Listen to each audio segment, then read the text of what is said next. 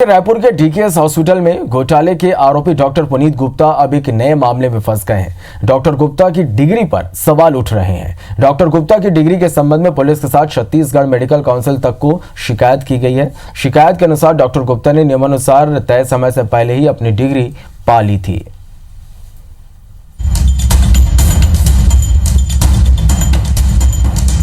रायपुर के डीकेएस अस्पताल के घोटाले के आरोपी डॉक्टर पुनीत गुप्ता की डिग्री पर सवाल उठे हैं। इस मामले में की गई शिकायत के अनुसार डीकेएस के पूर्व अधीक्षक डॉक्टर पुनीत गुप्ता ने अक्टूबर 1999 में रायपुर मेडिकल कॉलेज में पीजी के लिए एडमिशन लिया।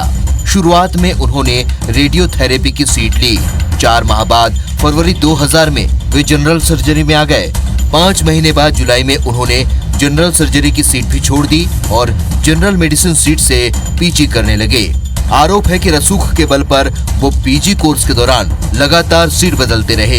परीक्षा के दौरान इन तीनों विभागों का अनुभव एक साथ जोड़ दिया गया।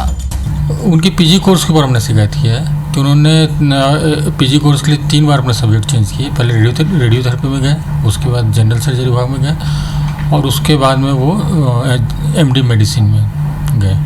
कोर्स उनको 3 साल में पूरा करना था, तो उन्होंने 2 साल 4 महीने में कोर्स पूरे कर लिए, उनको डिग्री मिल गई। इसकी हमने शिकायत की। पीजी की परीक्षा के दौरान डॉक्टर पुनीत गुप्ता ने मेडिसिन विभाग में 2 साल 4 महीने की पढ़ाई की थी, जबकि नियमानुसार पीजी की डिग्री पाने के लिए संबद्ध विभाग में 3 साल की पढ़ाई करनी होती है। डीएमई एसएल आदिले बता रहे हैं कि केवल एलाइड सब्जेक्ट होने के दौरान ही तीनों के अनुभवों को जोड़ा जा सकता है, लेकिन ये तीनों सब्जेक्ट एलाइड नहीं थे। नियम ऐसा है कि अपने को 3 साल से एक दिन भी कम होगा तो आपकी डिग्री रिकग्नाइज नहीं होगी। सवाल ही नहीं उठता, आपको 3 साल तो करना ही पड़ेगा। हाँ, 1-8 महीने जो परीक्षा में जो लग जाता है वो अलग बात है, लेकिन आपको 36 महीने तो पीजी के लिए करना ही पड़ेगा, समय देना ही पड़ेगा। जनरल मेडिसिन में एडमिशन के दौरान पुनीत गुप्ता को प्री पीजी परीक्षा में 610 नंबर मिले थे, जबकि उनसे अधिक नंबर वाले छात्रों को नेत्र रोग, ईएनटी और एनेस्थीसिया में सीटें मिली थीं और उन्हें अपने विभाग की सीटें परिवर्तित करने का मौका नहीं दिया गया। इधर मेडिकल काउंसिल द्वारा अनुमति प्राप्त सीटों की संख्या में भी गड़बड़ी की आशंका है। ये भी जांच करने पर ही साफ होगा।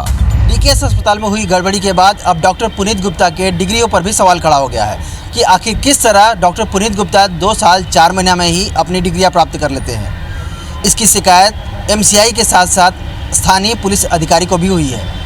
देखना होगा कि जांच में क्या केवल डिग्रियों की जांच होगी या उस समय किस किस की संलिप्तता थी, उसके बारे में भी पड़ताल की जाएगी। कैमरामैन अनिल लांगरे के साथ विनय वर्मा, IBC 24 रायपुर।